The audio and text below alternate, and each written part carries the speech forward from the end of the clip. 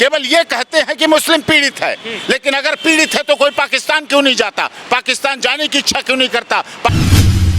कह रहे हैं कि हमें डर लगता है बाहर निकलते हुए कोई टोपी उतार देता है, कोई दाढ़ी खींच देता है। अभी एक विधवा 85 दिन की शादी हुई महिला, उसका विवाह हुआ, उसे ये हाथों की मेहंदी नहीं छूट पाई और उसके पति का हत्या हो गई, जघन्य हत्या हुई, दुर्दांत हत्या हुई। जब किसी एक व्यक्ति की मौत होती है तो कई रिश्तों की मौत होती है। घटना में जिस तरह से 16 गोलियां मारी गईं, 16 गोलियां मारी गईं, मौत तो एक गोली से भी हो सकती है। ये उस मानसिकता को दर्शाता है, ये घटना उस मानसिकता को दर्शाती है कि अंदर कितना लवाब भरा हुआ है, कितना घृणा भरी हुई है।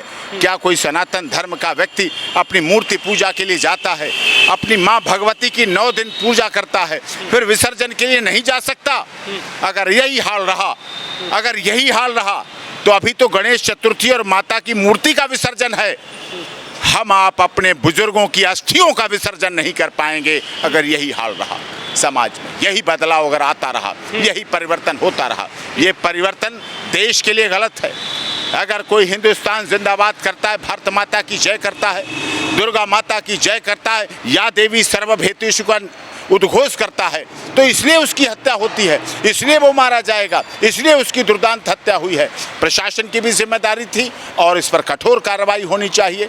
जांच चल रही है, गिरफ्तार हो गए हैं। इन्वेस्टिगेशन के बाद जो भी है तुरंत हो, अच्छा फैसला आए, जल्दी फैसला आए, स्पीडी ट्रायल कोर्ट हो, फास्ट ट्रैक कोर्ट हो, और दोषी बख्शा नहीं जाना चाहिए, दोषी बचना नहीं चाहिए और निर्दोष फंसना नहीं चाहिए, फंसाया नहीं जाना चाहिए। मेरा यही कहना है। अच्छा, लेकिन सवाल अब सबसे बड़ा ये भी खड़ा हो रहा है कि हिंदू मुसलमान हो रहा है। ऐसे तो यूपी में हिंदू मुसलमान को ज़्यादा वो तरजीह दी जा रही है। अगर तो ताजिया निकल रहा हो, अगर जो वहाँ पर कोई ऐसा कर दे तो कोई नहीं बोलेगा, लेकिन अगर तो कोई मुसलमान ऐसा कर दे तो सब बोलने लग जाते हैं। ऐसे इसके पीछे का कारण क्या है? इसके पीछे का कारण है हमारे देश में, हिंदुस्तान में मुस्लिम सबसे अधिक सुरक्षित है।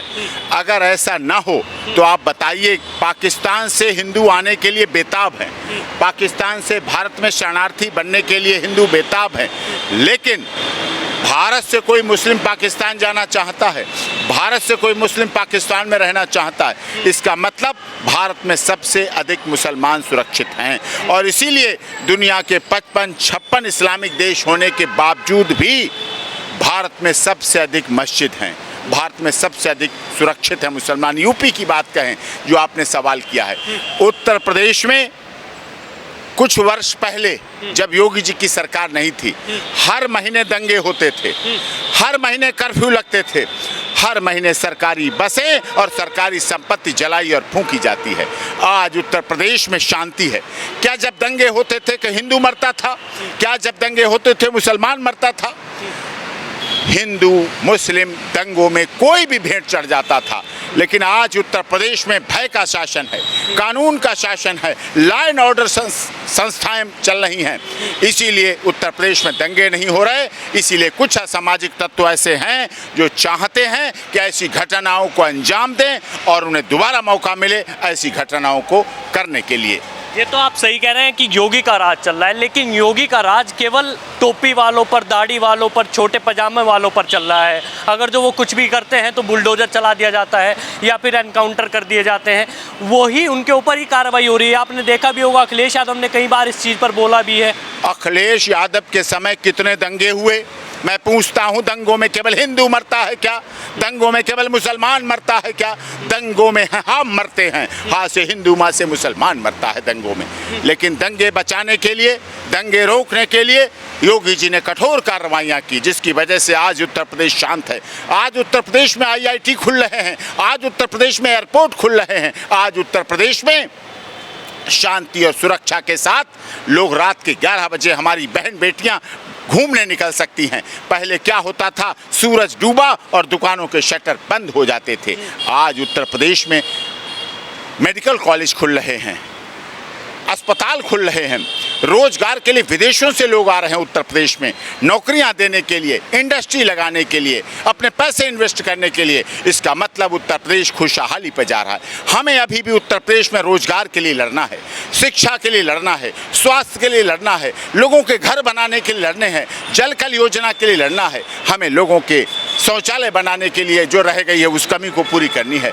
हमें अभी रोड्स बनाने हैं, इनके लिए करना है। लेकिन लोग चाहते हैं कि उत्तर प्रदेश विकास से हटकर विनाश के रास्ते पर जाए। लोग चाहते हैं उत्तर प्रदेश में दंगे हों, उत्तर प्रदेश में हिंदू मुस्लिम एकता जो सही चल रही है उस पर कुठाराघात करना चाहते हैं। जिस रोली मिश्रा की अभी आप बात कर रहे थे कि वो अभी थोड़े दिन पहले ही शादी हुई है, वही रोली मिश्रा ये कह रहे हैं कि प्रशासन ने हमारा साथ नहीं दिया, प्रशासन बिक चुका है, पैसे में बिक चुका है, इसलिए टांग पर गोली मारी है। अगर जो मारनी थी तो छाती पे गोली मारते ना सीधा। नहीं, देखिए, मैं उस पर नहीं कहूँगा, जांच चल रही है, मैटर सब जुडिस है, निश्चित तौर पर जांच चल रही है और आगे की जो भी प्रोसीडिंग होगी उस पर कार्रवाई होगी। हमें अपनी अदालतों पर, एसएस जस्टिस पर हमें विश्वास है कि माननीय अदालत फैसला करेंगी, निश्चित तौर पर न्याय करेंगी। और अब तो कानून की देवी की आंखों से पट्टी भी हट चुकी है, और जब पट्टी हट चुकी है, भारत का संविधान आ चुका है, तो निश्चित तौर पर कानून की देवी देखेगी भी और उसी हिसाब से फैसला भी करेगी। आप कह रहे हैं कानून की देवी की जो पट्टी थी वो हट चुकी है, लेकिन अभी आप ही कह रहे थे इन मुसलमानों को क्या कहते हैं पाकिस्तान भेज देना चाहिए, पाकिस्तान चले जाना चाहिए। हम नहीं कह रहे। तो क्या इनको कोई अधिकार नहीं नहीं है क्या यहाँ पर? जाना कोई नहीं चाहता, केवल ये कहते हैं कि मुस्लिम पीड़ित है। लेकिन अगर पीड़ित है तो कोई पाकिस्तान क्यों नहीं जाता? पाकिस्तान जाने की इच्छा क्यों नहीं करता? पाकिस्तान जाने के लिए आवेदन क्यों नहीं करता? कोई नहीं करता है। तो आपको नहीं लगता कि खौफ बनाया जा रहा है, यूपी में खौफ बनाया जा रहा है मुसलमानों के अंदर? कह रहे हैं कि हमें डर लगता है बाहर निकलते हुए कोई टोपी उतार देता है, कोई दाढ़ी खींच देता है। कभी किसी ने कहा कि हमें यहाँ से डर लगता है तो हमें बांग्लादेश जाना है, कभी किसी ने कहा हमें पाकिस्तान जाना है, कभी किसी ने कहा हमें अफगानिस्तान जाना है। भारत दुनिया का ऐसा देश है कि जब बांग्लादेश में शेख हसीना जी के ऊपर कोई बात आई तो उनका जहाज भी भारत में आके उतरा और किसी इस्लामिक देश में नहीं उतरा।